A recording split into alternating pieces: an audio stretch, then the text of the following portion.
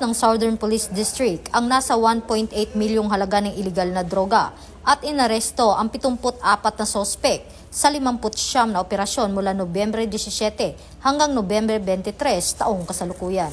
Ayon kay Police Brigadier General Randy Arceo, Acting District Director of Southern Police District, nakumpiska ang 276.42 gramo ng shabu, 5 gramo ng marijuana, 0.9 gramo ng kush at iba pang paraphernalia na may halagang 1,881,516 pesos. Sa mga naaresto, 2 ang high-value individuals at 72 ang street-level individuals.